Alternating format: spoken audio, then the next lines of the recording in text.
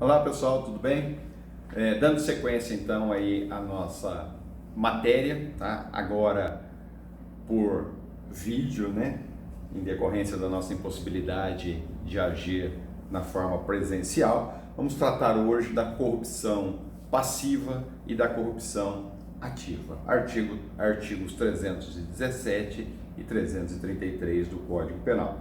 Interessante tratarmos desses dois artigos, apesar deles não estarem na sequência, desta forma para facilitar o entendimento de vocês quanto a esses dois tipos legais. O artigo 317 define então o crime de corrupção passiva: solicitar ou receber para si ou para outrem, direta ou indiretamente, ainda que fora da função, ou mesmo antes de assumi-la, porém, em razão dela, vantagem indevida, ou então aceitar promessa de tal vantagem. Essa é a definição dada pelo legislador no artigo 317 ao crime de corrupção passiva. Veja, observam vocês que nós estamos diante de um crime funcional, ainda dentro do capítulo 1 do título 11º do Código Penal, crimes praticados por funcionário público contra a administração pública. Daí ser ele classificado como crime funcional, ou seja, praticado pelo sujeito,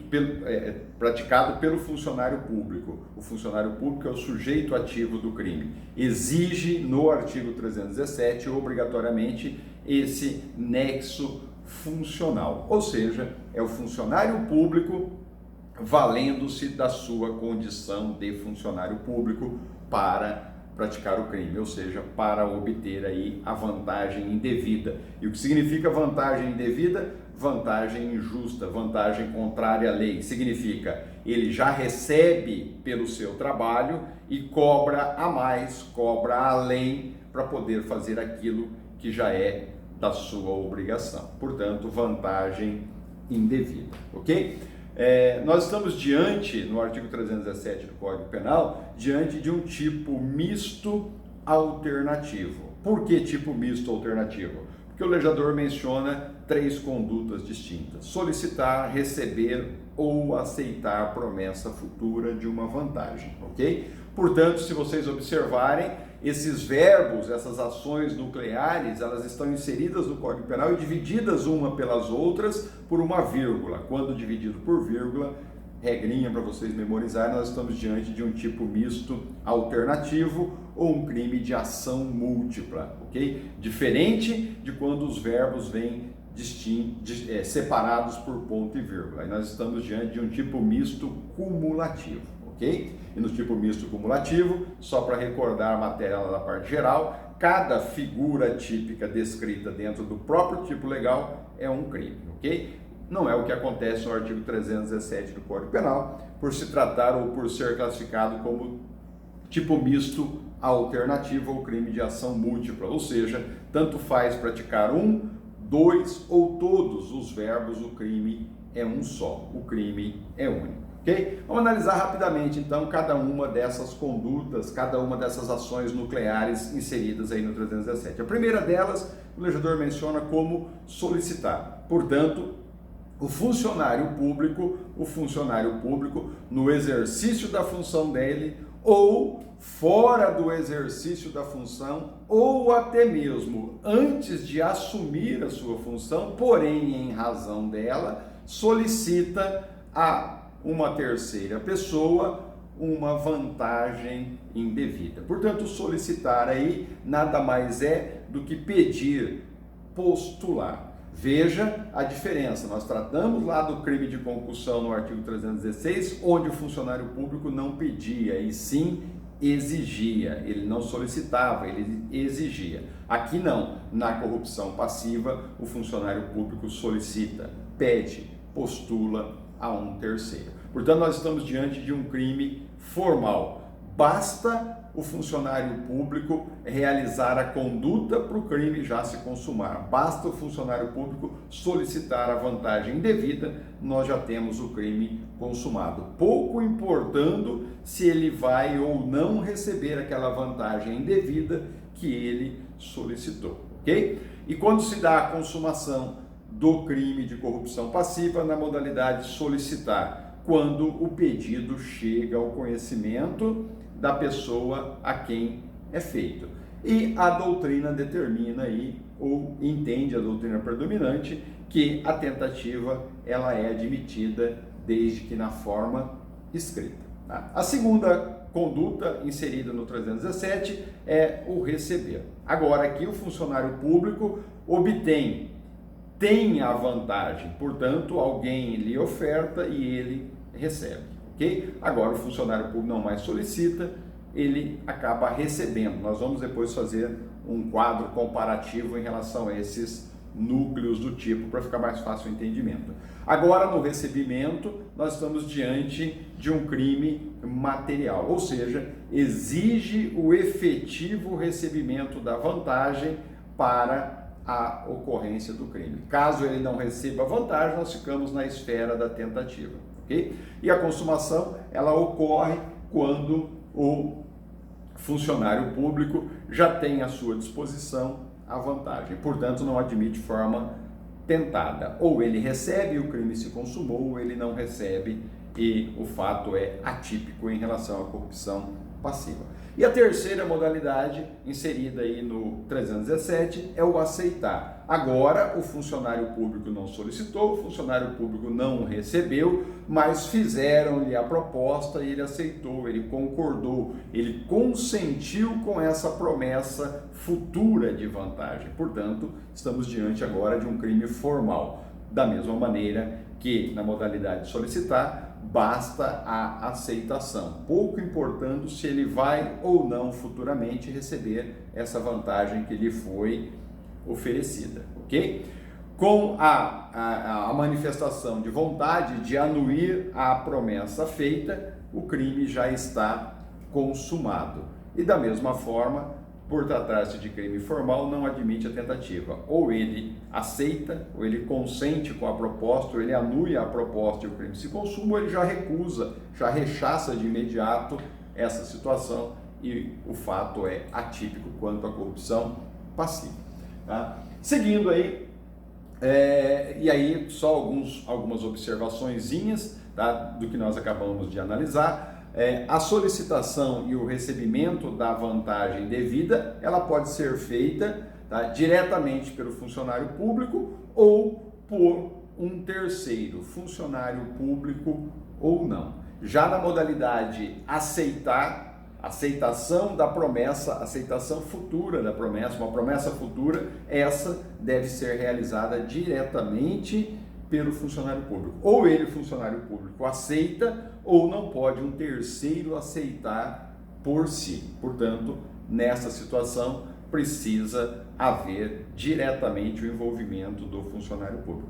Também já mencionamos isso, mas só para deixar claro, o legislador menciona lá como elemento normativo do tipo a vantagem indevida. Portanto, essa vantagem precisa ser contrária à lei. Receber sem legislação determinando que assim o faça. Portanto, sem direito. Tá? Essa vantagem, entende a doutrina, pode ser uma vantagem econômica, pode ser uma vantagem patrimonial, pode ser uma vantagem moral. Pode ocorrer, já mencionei isso lá no início, em razão da função, mas também pode ocorrer até mesmo antes de assumi-la ou fora dela. Portanto, se ele está efetivamente no seu horário de expediente e age de uma daquelas três maneiras, o crime é de corrupção passiva.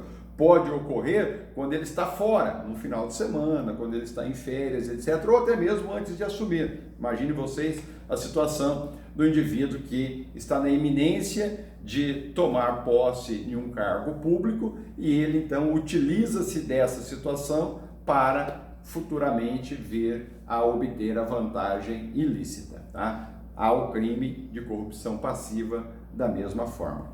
Nós estamos diante, no crime de corrupção passiva, diante de um tipo de mercância, tá? Portanto, é uma troca. O funcionário público vai fazer algo que é do dever de ofício dele e ele vai receber a mais e fora do seu ofício para realizar um trabalho que já é obrigação, já é dever funcional dele. Mas veja, nesta situação, nesta troca, nesta mercância entre o funcionário público e um terceiro, precisa a vantagem ofertada aí ser idônea, ser verossímil. Portanto, a oferta de algo impossível não gera a cobiça do funcionário público e automaticamente não há o crime. Então, por exemplo, alguém ofertar ao funcionário público uma viagem a Marte. É óbvio que isso é totalmente impossível e não vai gerar cobiça do funcionário público, portanto, não haverá o crime, tá? O corruptor, ou seja, aquela pessoa que oferece ou que promete a vantagem futura ao funcionário público,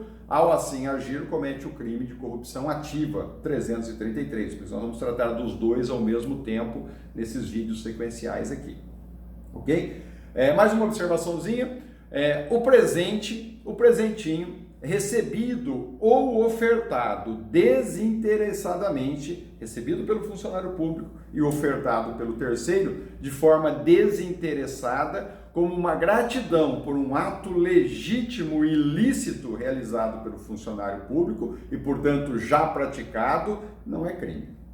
Então veja que o funcionário público realizou lá um serviço durante o exercício da função dele, que é ato de ofício dele, e a vítima ou o terceiro ficou tão satisfeito com aquilo que, passado aquele fato, ele vai lá e leva um presentinho para o funcionário público. Isso não há forma de corrupção alguma, porque não se está obtendo vantagem ilícita para realizar algo, até porque já foi feito e foi feito de acordo com a lei, tá? Então, o presentinho lá, desinteressadamente, o funcionário público pode receber tranquilamente, que não há crime algum, tá?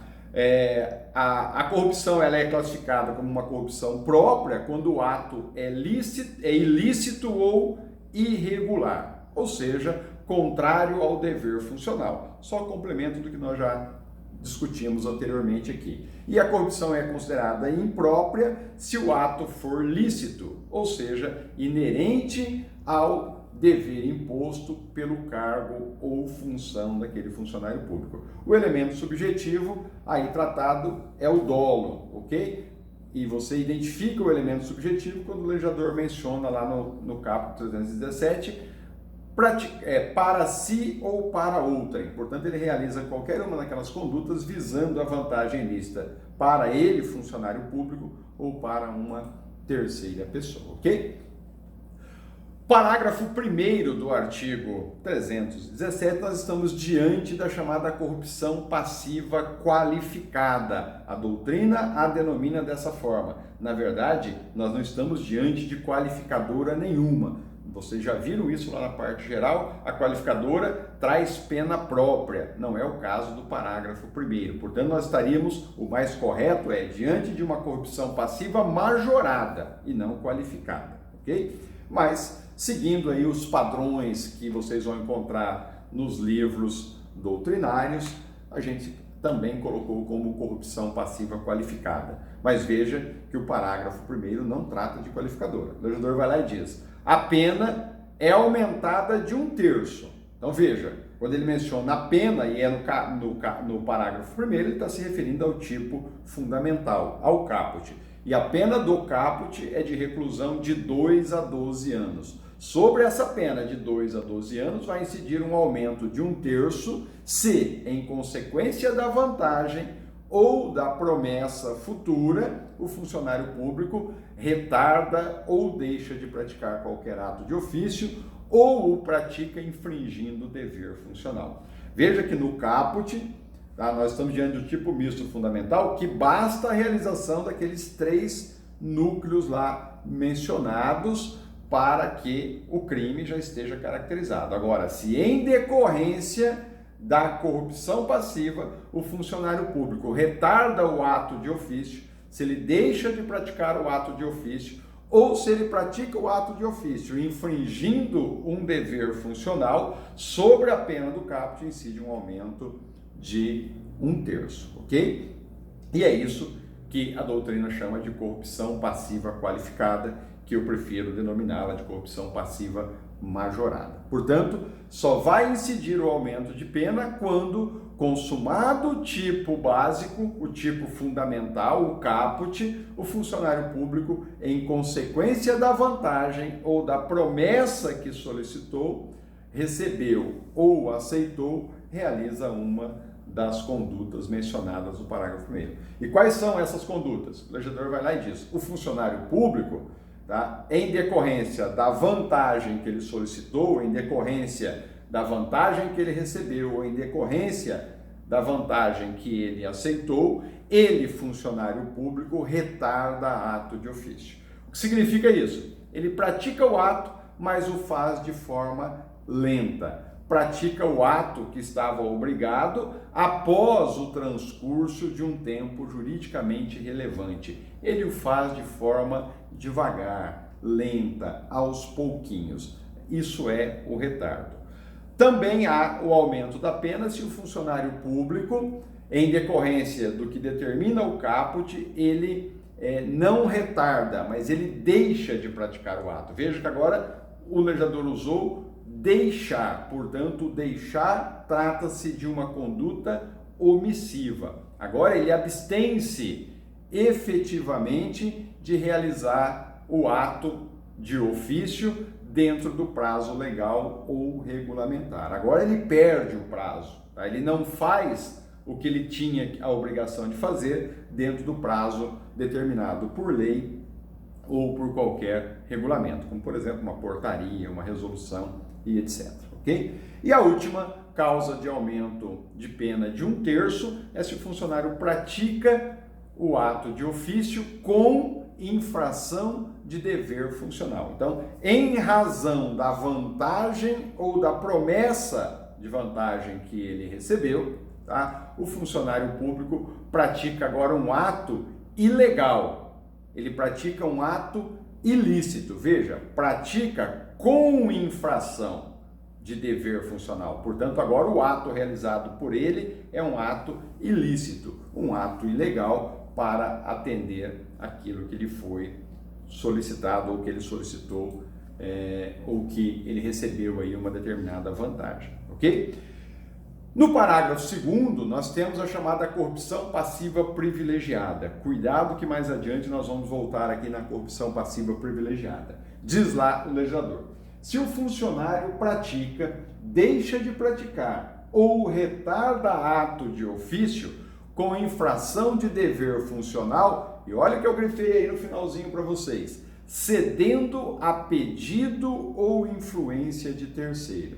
Então veja, agora na corrupção passiva privilegiada não há solicitação, não há recebimento, não há aceitação de vantagem futura, tá? Não se faz presente nenhuma dessas três hipóteses, por isso que ela é privilegiada. O funcionário público não pediu nada, o funcionário público não recebeu nada, o funcionário público não aceitou promessa de vantagem futura nenhuma, tá? Entretanto, a prática, o retardo ou a omissão do ato de ofício por parte do funcionário acaba ocorrendo se dá por influência de terceiro ou a pedido de terceiro. Veja, influência de um terceiro ou, situação diversa, pedido de terceiro.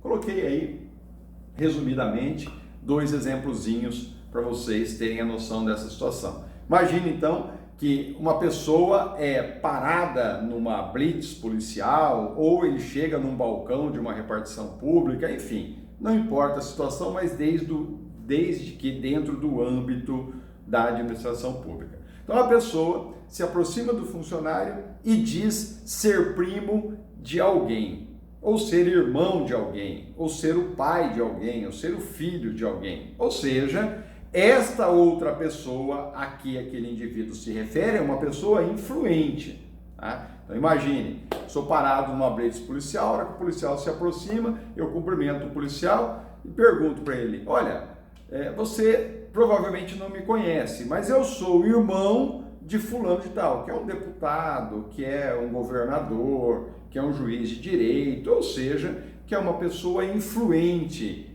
na sociedade ou naquela região. E, em decorrência disso, o funcionário público deixa de praticar o seu ato de ofício. Corrupção passiva privilegiada. Veja que eu não ofereci nada para o policial, tá? O policial não recebeu absolutamente nada, o policial não me pediu absolutamente nada, não aceitou vantagem nenhuma. Só de eu mencionar uma terceira pessoa influente, ele já deixou de realizar o ato que era dever de ofício dele. Essa é a primeira situação. Então, o funcionário deixa de fazer, tá? Em decorrência da influência da terceira pessoa. E a outra situação é a pedido de terceiro. Então, o funcionário público está lá realizando seus atos de ofício, de repente ele recebe uma ligação, e essa ligação é de um terceiro, e esse terceiro, então, acaba solicitando a ele, ou vamos nem usar o termo solicitar, né? O terceiro acaba intercedendo junto ao funcionário público, tá? Em benefício de outrem, para que o ato de ofício não seja praticado. Então, no exemplo que eu dei lá do policial, o policial recebe uma ligação e aí então o terceiro diz: olha, o indivíduo que você abordou aí é meu amigo, tá? Deixa ele seguir a viagem dele tranquilamente, não faz mal a ele não. Veja que o terceiro não ofereceu absolutamente nada, assim como o policial não pediu, não recebeu e não aceitou vantagem alguma, ok? O funcionário público nessa situação, repito, não solicita absolutamente nada, não recebe absolutamente nada e não obtém vantagem ou promessa nenhuma de vantagem futura, ok? Essas são as hipóteses da corrupção passiva. Nós vamos, no próximo vídeo, seguir tratando de outros assuntos e no final a gente faz aí um paralelo entre os dois, tá? Um abraço a todos.